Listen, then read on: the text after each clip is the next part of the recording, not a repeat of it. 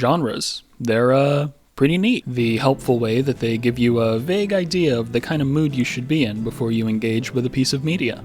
If it's a drama, you can probably expect some more serious discussions and heavy moments. And a comedy might be better if you want something just a little more lighthearted because you just got off of working second shift and you just really need some joy in your life or a nice little laugh or something to make it all go away. And obviously, I'm not going to name every genre and subgenre and do a breakdown because you already get the point.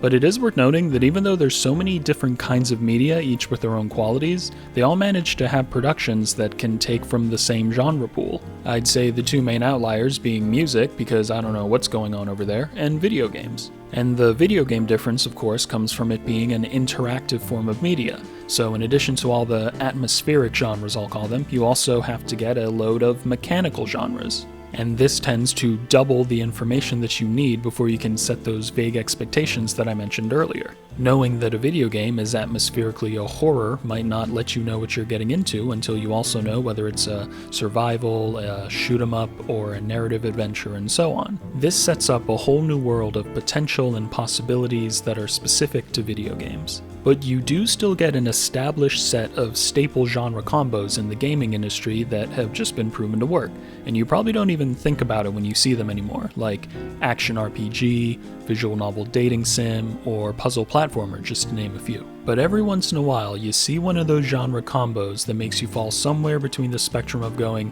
huh, that's interesting, to the much coveted response described by Brian David Gilbert as, what? Hell yeah! What? And these are just a few picks from me that elicited a response somewhere in that spectrum. I'm going to start with one that's not super crazy, but it's pretty interesting to me, both conceptually and even historically, and that's Tetris 99, the puzzle battle royale. Hey, this is Sam Vessel from the editing room. I was originally just not really going to talk about the gameplay too much, because I figure it's Tetris, everyone, knows what Tetris is and how to play it. But just in case you've never played a competitive Tetris game, the most important thing is those little gray blocks there that fill from the bottom up, those are called garbage, and you send those to other players or they can send them to you to fill up your screen and make it harder to not have your screen get filled up by completing multiple Tetris lines in a row, by doing them one after the other, and by doing things like T-spins, which is when the little T block gets squeezed in there by doing a really quick rotation to a spot it wouldn't normally be able to fit, and you can target other players specifically to try to send garbage to,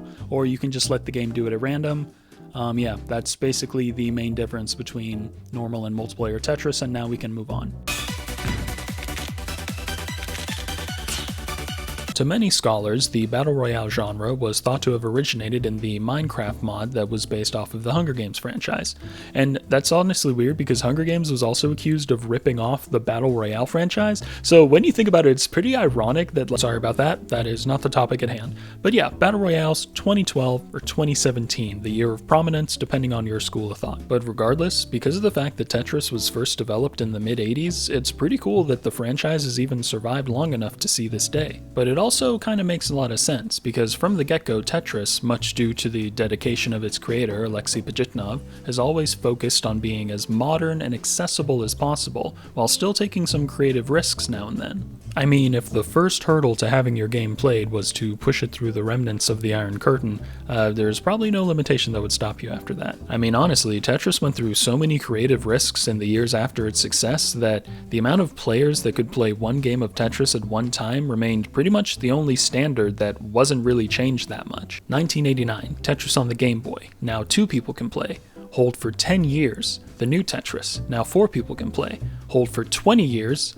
And they jump from 4 to 99. How far we've come? And when looking at a puzzle battle royale as Tetris as a battle royale, it feels like it makes a lot of sense. But the combo is pretty strange because a lot of puzzles just would not work as well for this. Over the last few decades, puzzles as a game genre have become this space for careful contemplation when playing as a single player, and even when it's a multiplayer game, they're usually more collaborative in nature as opposed to competitive. When playing them, they tend to not have the next thought in your head be the rising intensity and power struggle of a battle royale.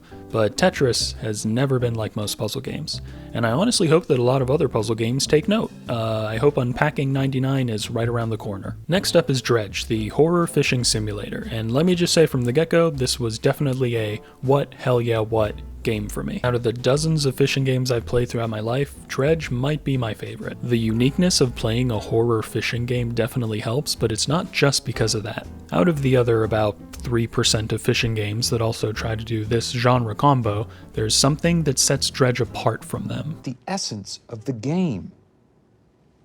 It's about the fishing. The other entries I've played tend to be a horror-centric experience that just so happens to involve fishing, the fishing just being more of a set dressing for the experience. The fishing mechanics are usually pretty rudimentary as a result of this, and don't get me wrong, I'm not saying that those other fishing horror games are inherently bad. I usually have a lot of fun with them, and they're typically a pretty enticing horror game. But Dredge is a fully fledged fishing game that is also filled with horror, and that's what makes it stand out to me. The catching system is very satisfying and has such a varied amount of fish, and it kind of reminds me of a bunch of personal classics I used to play as a kid.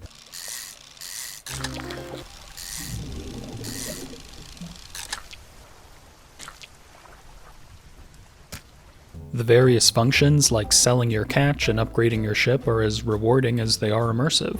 The landscapes are absolutely beautifully rendered, and there's so many little secrets to find, and all of it blends with the horror really, really well. And like Tetris 99, it's one of those things that seems so obvious after you see it executed this perfectly. The ocean is scary. We all agree on that. There's no shortage of scary stories of all mediums about that topic, but fishing is usually where that stops unless you're fishing for that one particular fish. Fishing more tends to be portrayed as the one thing that you can do in the ocean that is just kind of a relaxing good time.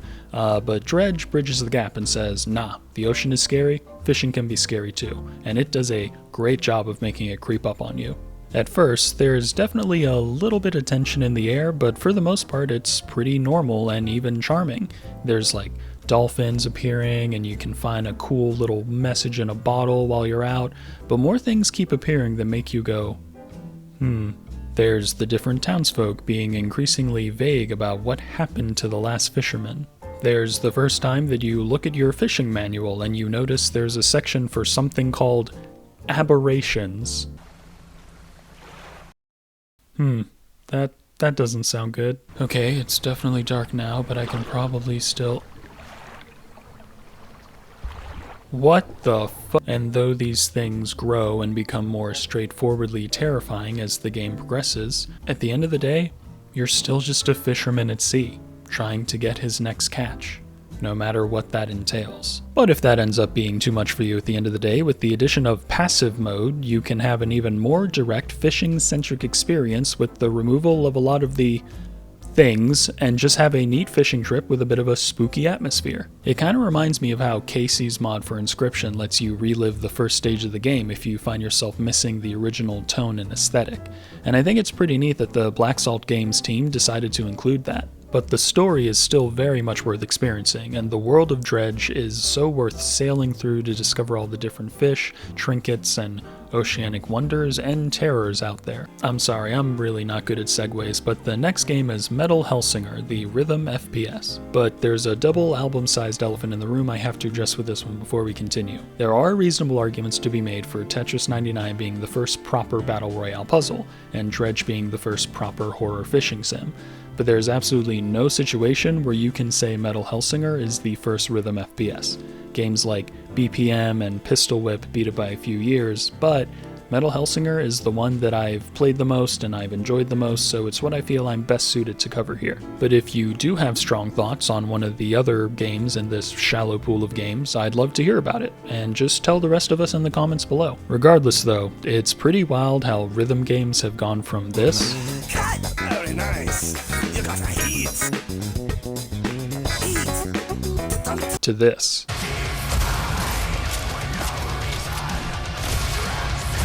The Parappa team were visionaries, but even they couldn't have seen that coming. And if it wasn't apparent from the title, this game is in fact very edgy, and it's super upfront about that right from the start menu. Check it out in its entirety.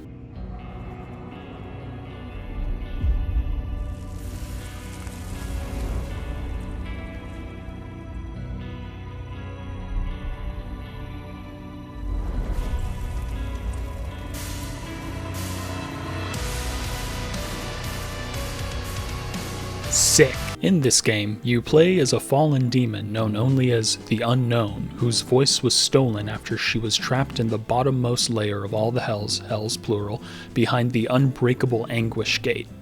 Oh my god! And throughout the game, you are ripping and tearing your way through an army of demonic creatures with an arsenal of weapons and a flaming talking skull by your side, all while listening to a soundtrack like this.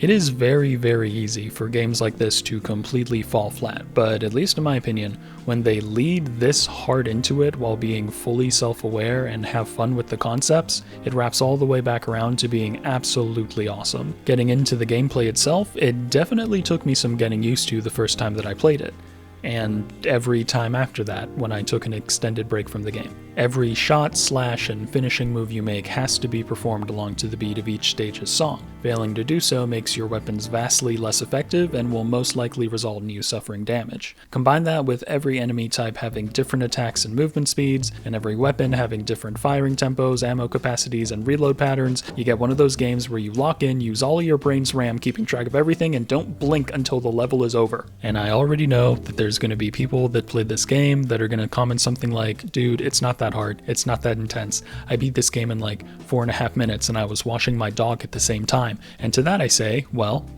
my brain is much smoother than yours, and I am okay with that. There's also a point multiplier system called Fury that ticks up if you continue hitting enemies without too much time passing in between, and also avoiding getting hurt. And besides an additional score and damage bonus, another perk of keeping your Fury maxed out is that you only get to hear the vocals of each song while at max Fury. And this is definitely a pretty great incentive all on its own because they're working with some very talented vocalists like Tatiana from Ginger and Serge from System of a Down. But again, it may take newcomers to either genre a bit of practice. Rhythm games and FPSs come with their own slew of functions that can make them pretty tough for people that don't play them often, and once you combine the separate types of precision they both require, it makes for a very neat experience that is as uniquely challenging as it is satisfying, and it's in a way that's fairly different from either genre as opposed to feeling like simply a sum of its parts. I think that's pretty cool. But I'm also kind of happy that these two worlds don't cross over too often, because I'd probably try most of them and end up very humbled. And that's that for this one. I also just realized that these three games are like literally the emotional opposites of the games I talked about in my last video. So I don't know, someone should marathon all of them and see what happens to their brain. Or I should do that. But yeah, thanks to all the people that, decided to watch this and give my second video a try, and the incredible, comments on the first one. I just really appreciate all of it. And yeah, if you have a game that has a weird genre combo, I'd love to hear about it. And thank you so much for watching.